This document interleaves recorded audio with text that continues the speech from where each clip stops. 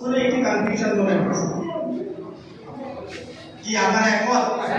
কারা একমত? আপনাদের ব্যাস একটা কনফিউশন আমরা শেষ করলাম।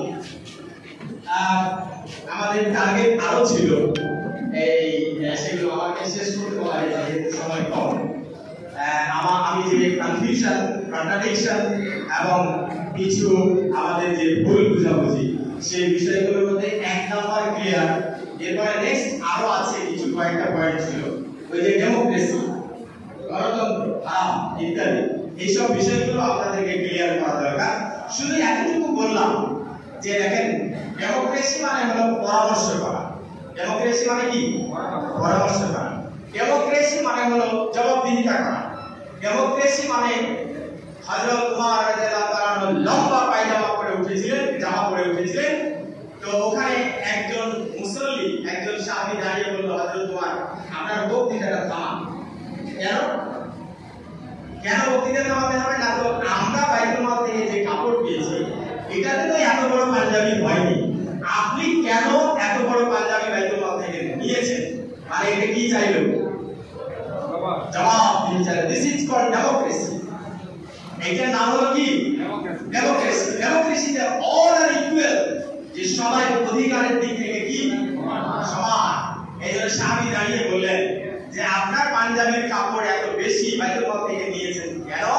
এটা জব দেন, তারপরে বক্তব্য শুরু করেন। তাহলে ইসলাম কি পরিমাণ জবাবদিহি, কি পরিমাণ অধিকার, কি পরিমাণ ডেমোক্রেসি ফলো করে। আর এক শ্রেণীর আতেল বলে যে তোমরা যে গণতন্ত্র করছো এটা হলো আব্রাহাম লিঙ্কনের গণতন্ত্র। আব্রাহাম লিঙ্কনের গণতন্ত্র বইলা এটাকে হারাম ঘোষণা করেন, এই কথা ওদের ঠিক নয়। আল্লাহ তাআলা বলেছেন ওয়ামরুহুম শুরা বাইনাহুম, তোমরা তোমাদের কাজগুলো পরস্পরের ভিত্তিতে করো। স্বৈরাচারী নীতি অবলম্বন করা যাবে না। তুমি ডিক্টেটর হতে পারবে না, তুমি স্বৈরাচার হতে পারবে না। তুমি যেটা চিন্তা করো তুমি জাতির উপরে চাপিয়ে দিতে পারো না। তোমাকে জাতির উপরে যে সিদ্ধান্তটা নিবা, এই সিদ্ধান্ত নিতে হলে ম্যান্ডেটরি তোমাকে অবশ্যই জনগণের সাথে কি করতে হবে? পরামর্শ। আমরা লেখামাখা বলতেছি আব্রাহাম লিঙ্কন, আরে পরামর্শ করে দেশ চালাতে হবে, জবাবদিহি করতে হবে, অধিকার সবার ইকুয়াল করতে হবে।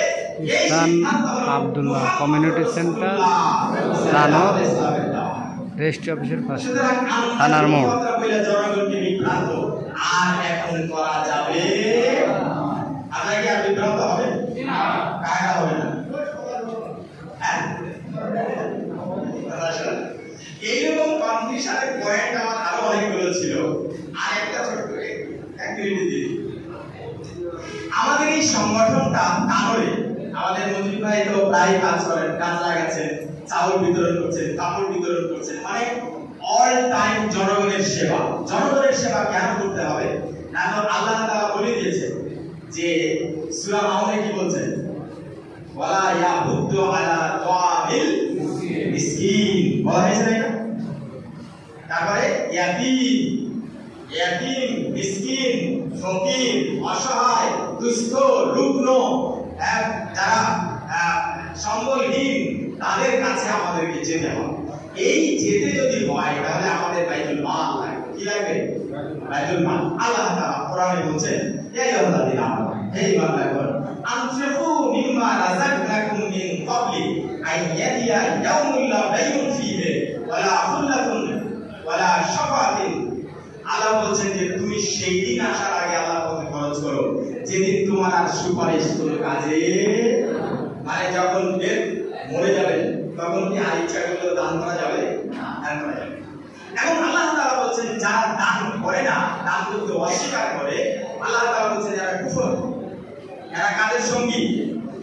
অস্বীকারীদের সঙ্গী। দেখবেন যে যতবার নামাজের কথা বলা হয়েছে ততবার যাকাত, আর যাকাতটা কি? আল্লাহর পথে দেয় না। এই যে ফকির, মিসকিন, অসহায়, দরিদ্র, মুসাফির, ইনফাক ফি সাবিলিল্লাহ, এটা হলো কি? যতবার নামাজ ততবার আল্লাহ খরচ। সূরা বাকারা প্রথমে আল্লাহ রাযাকনাহুম, তোমরা তোমাদের রিজিক থেকে আল্লাহর রাস্তায় ব্যয় করো। আর এই ব্যয় করলে কি লাভ? আল্লাহ তাআলা সূরা আস-সাফে বলেন যে ওয়াতুজাহিদুনা ফি সাবিলিল্লাহি বিআমওয়ালিকুম ওয়া আনফুসিকুম, তোমরা তোমাদের মাল এবং জান দিয়ে আল্লাহর রাস্তায় জিহাদ করো। ইনফাক ফি সাবিলিল্লাহ, ফি সাবিলিল্লাহ পথে তোমরা ইনফাক করো। যদি এই কাজটা তোমরা করো তাহলে পৃথিবীর সবচেয়ে শ্রেষ্ঠ কাজ আল্লাহ তাআলা এটাকে ঘোষণা করেছেন। এবং কি ফায়দা? ফায়দাটা হলো আল্লাহ বলেন ইয়াগফির লাকুম যুনুবাকুম ওয়া ইউদখিলকুম জান্নাত। আল্লাহ তাআলা তোমাদের সব গুনাহ খাতাগুলো কি করবেন? মাফ করে দিবেন। ওয়া ইউদখিলকুম জান্নাত, আর জান্নাতের মধ্যে দাখিল করবেন। ক্লিয়ার কথা? এইজন্য আপনারা জিহাদ ফি সাবিলিল্লাহ করবেন, ইনফাক ফি সাবিলিল্লাহ করবেন। আমাকে একটু ইঙ্গিত দেওয়া হয়েছে আমাদের সাংগঠনিক ও বাইতুল মাল পক্ষ চলছে। আজকের এই মজলিসে যারা আছেন আমরা সবাই সবকে আল্লাহ তাআলার এই হুকুম অনুযায়ী ইনফাক ফি সাবিলিল্লাহ ব্যাপারে আবেদন জানাচ্ছি, আহ্বান জানাচ্ছি। আপনারা এখানে ইনফাক করবেন, প্রতি নিয়মিত আল্লাহর রাস্তায় ব্যয় করবেন। এই ব্যাপারে আজকের এই প্রোগ্রামে আপনারা সিদ্ধান্ত নেবেন। আমাদের সম্মানিত প্রধান অতিথি মহোদয়, উনার একটা লেখা বই আছে এবং আমির জামাত সাবেক মাওলানা মতিউর রহমান নিজামী উনিও ইনফাক ফি সাবিলিল্লাহর উপর একটা বই লিখেছিলেন। বইটা লেখার প্রেরণা ছিল এক রাত্রে মাত্র 20-25 জনের সামনে বক্তব্য দিচ্ছিলেন, তখন জেলা আমির ছিলেন অধ্যাপক মুজিবুর রহমান, আমাদের আজকের অনুষ্ঠানের প্রধান অতিথি।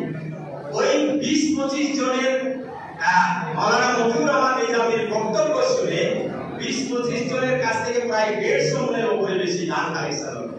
তো উনি এই দৃশ্য দেখার পরে বললেন যে আমার এই বক্তব্যটা তো লেখা দরকার, এবং মুজিব ভাই পরামর্শ দিয়েছিলেন যে আপনি এটাকে সুন্দর করে লেখেন।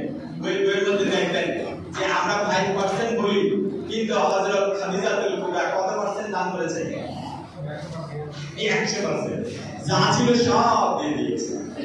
আসমান গানি যার মুখের লাইন পেছন দেখা যেত না, 900 করে মুখ দান করে দিয়েছেন কাবুকে সব। বুঝতে পেরেছেন? আচ্ছা, এখনো হাজী মোহাম্মদ মহসিন তার সমস্ত সম্পদ মুসলমানদের কল্যাণে কি করে গেছেন? ব্যয় করে গেছেন। বিল গেটস তার সব সম্পদ উইল করে দিয়েছে, জনগণের কল্যাণে ব্যয় করেছে। ভারতের যে রতন টাটা তার ইনকামের 90% জনগণের কল্যাণে এর মধ্যে ব্যয় করেছে। বুঝতে পেরেছেন বিষয়টা? এইরকম পৃথিবীর যারা ধনকুবের তারা কিন্তু মানুষের কল্যাণের জন্য সম্পদ ব্যয় করে।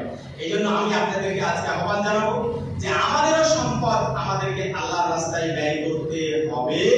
এটাই হলো মুমিনদের বৈশিষ্ট্য, এবং এই কাজটা আমরা আজকের এই মজলিসে আপনাদের কাছে বিনীত অনুরোধ করছি যে আপনারা নিয়মিত এটা করবেন। যেমন আমি প্রতি মাসে আমার বেতন থেকে 3000 টাকা দিয়ে দিই। আমাদের এখানে যারা বসে আছেন তারাও কিন্তু এই একই কাজ করে। আমাদের মোকসেদ ভাই, আপনার কত টাকা? কত টাকা আপনার? 2000 টাকা। উনি প্রতি মাসে 2000 টাকা দিয়ে দেন।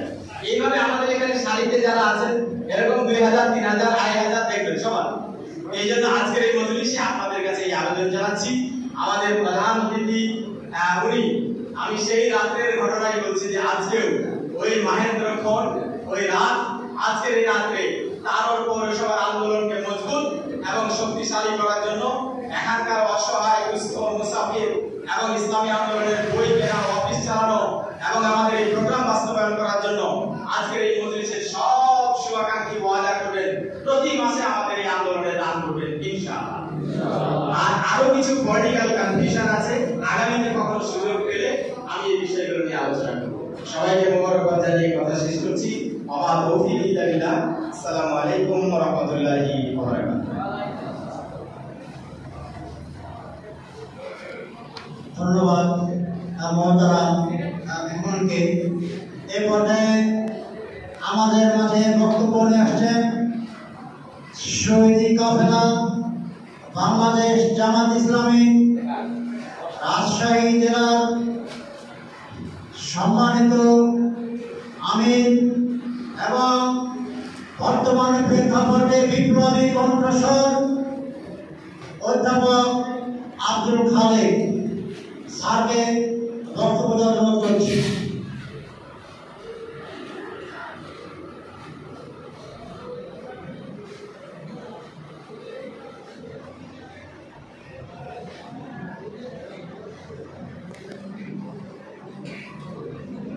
আসসালামু আলাইকুম ওয়া রাহমাতুল্লাহ।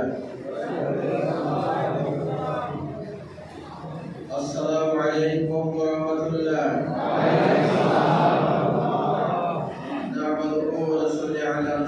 الكريم أما بعد أعوذ بالله من الشيطان الرجيم بسم الله الرحمن الرحيم إن الله يأمركم بالعدل والإحسان وقال الله تعالى في موضع آخر بسم الله الرحمن الرحيم هو الذي أرسل رسوله بالهدى ودين